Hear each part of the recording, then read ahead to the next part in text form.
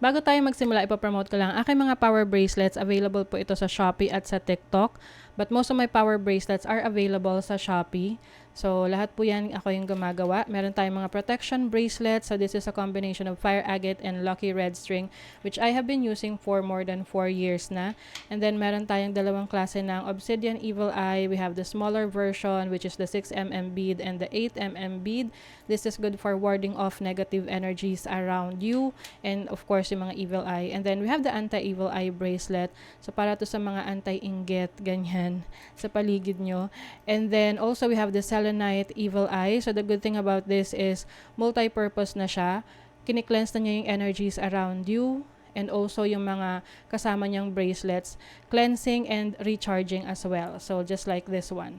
Ayan. And then we have other bracelets for other intentions and manifestations.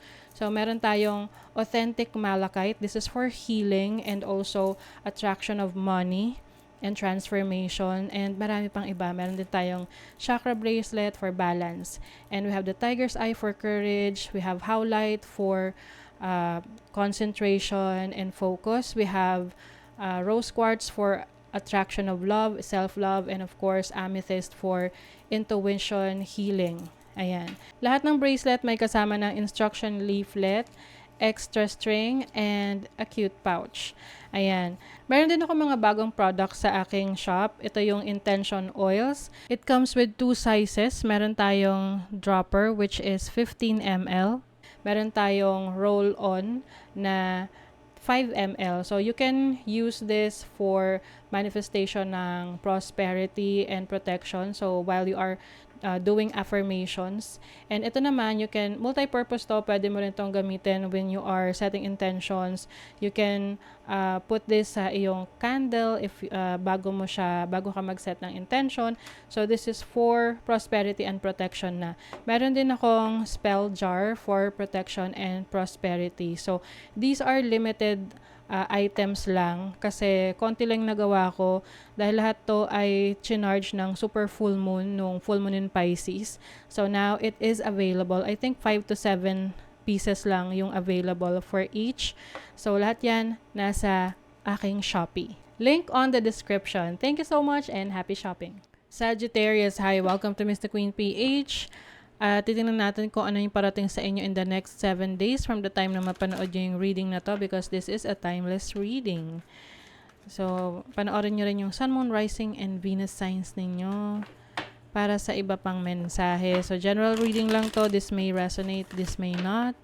So, just take what resonates. Just a reminder, you have the power to create your own reality. So, gamitin nyo lang ang reading na to bilang gabay.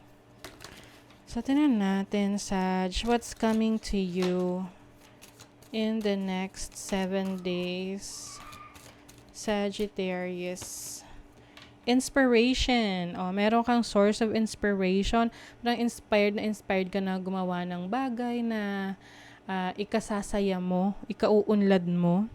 With the green energy here, so this is related to your heart chakra. So, I think this is something that you really love to do. It's like a new beginning for you kasi number 19 is number 1 sa numerology, which is about a new beginning.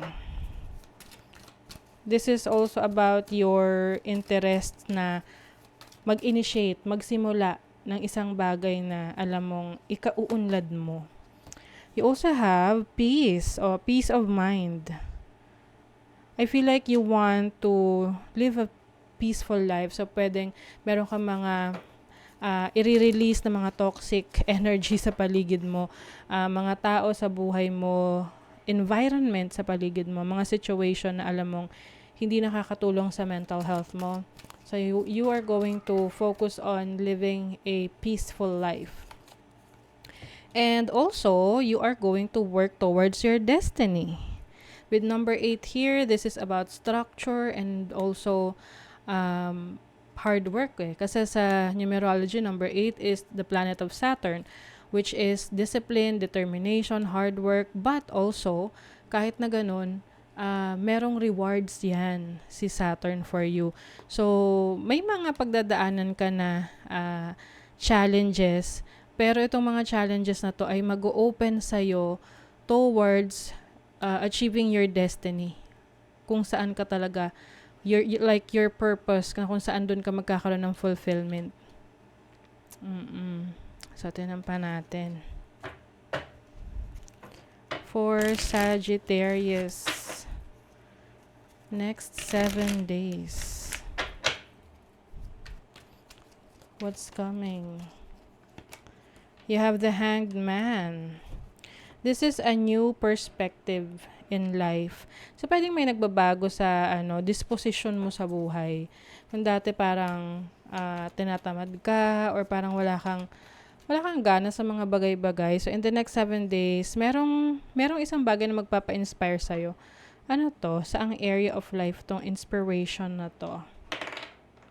Uy, relationship, Baka merong tao sa buhay nyo na mahal sa buhay ninyo na magiging source of your inspiration. Ganoon naman kasi talaga, 'di ba? May mga nag-i-inspire sa atin. So, maaring merong person sa buhay mo na tutulungan ka or i-encourage ka na i-pursue yung mga gusto mong gawin, yung mga dreams mo. You also have the Queen of Cups. Pwede itong isang water sign, Cancer, Scorpio, Pisces. Yung iba naman sa inyo, pwedeng mabuntis, no? Kung kayo ay sexually active at gusto nyo mabuntis, di push lang. May opportunity.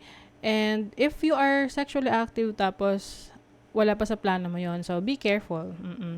With the 5 of Swords, kasi baka merong manlamang sa'yo dyan.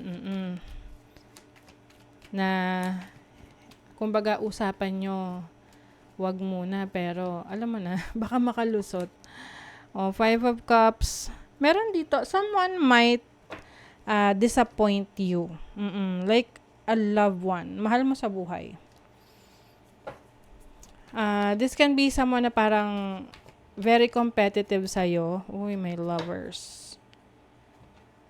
Some of you are in a relationship with someone na parang may pagka-insecure sa estado mo sa buhay. Pwedeng mas malaki kang sumweldo sa kanya or kumita sa kanya. Or pwedeng insecure siya dahil nakikipag-compete siya sa'yo.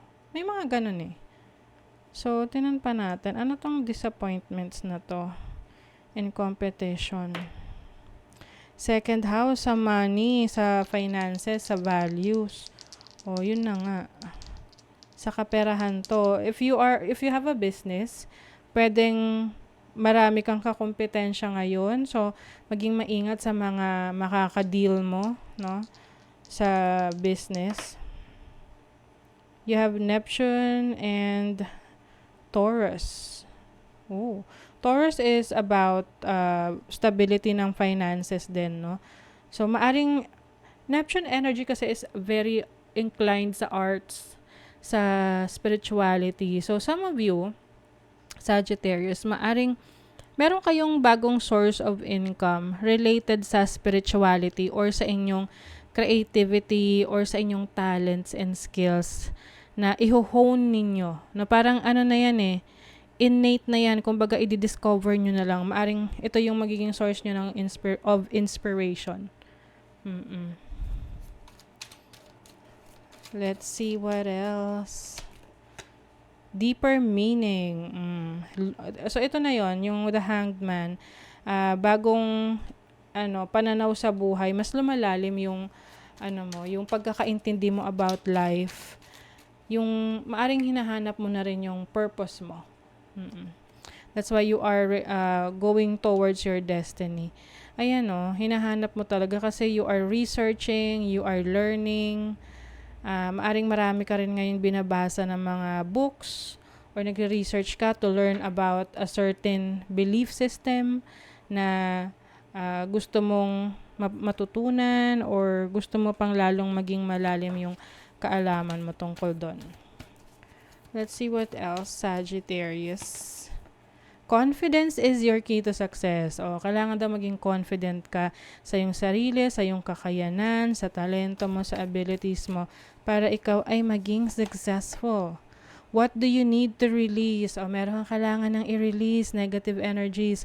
Like what I mentioned kanina, kasi mas gusto mo na peaceful ang iyong life. So whatever this is, toxicity, unhealthy habits, you are going to release that in the next 7 days. Okay? So that is your reading, Sagittarius. Kung nagustuhan nyo to, naka-resonate kayo, mag-comment kayo dyan, like, share, subscribe para lagi kayong updated sa ating mga readings. Thank you so much, Sagittarius. See you again.